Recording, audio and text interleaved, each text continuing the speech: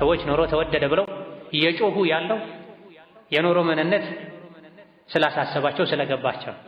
የኑሮ መወደድ ከአላህ ጋር ያለ ግንኙነት ጤናማ እስከሆነ ድረስ ቀላል ነው። የሚረዝቀው አላህ ነው ተባረከ ወተዓላ። ቀጥ ብለን ከተገዛ ነው በገባለን ቃል መሰረት አንድ ዳቦ 1000 ብር ቢገባው እንኳን አላህ ያበላል ያጠጣል። ስራው ነው አያልቅበትም። ነገር ግን ሰዎች የተጨነቁ እየጮሁ ያለው ለዱንያ ነው። የቀልባቸው ጉዳይ፣ የአኼራቸው ጉዳይ፣ የአላህ ጉዳይ፣ የቀብር ጉዳይ ያን ያክል አያስጨኋቸው፣ አያሳስባቸው። ዲናቸው መንምኖ ሳስቶ ጠፍቶ ምንም አይመስላቸው ሰዎች ከኪሳቸው ገና ብር ሳይጠፋ ሊጠፋ ይችላል ሊቀንስ ይችላል ብለው 24 ሰዓት ይጮሃሉ፣ ያለቅሳሉ፣ ይፈራሉ። አቅል ያለው ልብ ያለው የአኼራ ጉዳይ የገባው ከህይወቱ በላይ ከቤተሰቡ በላይ የልቡ ጉዳይ ያሳስበዋል። ልብ ከአላህ ጋር የምንገናኝበት ገመድ ነው፣ መንገድ ነው።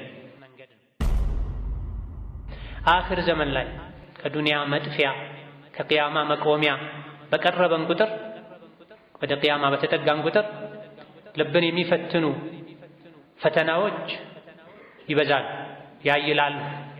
የልብ መገለባበጥም ከመቼውም በላይ ይጨምራል።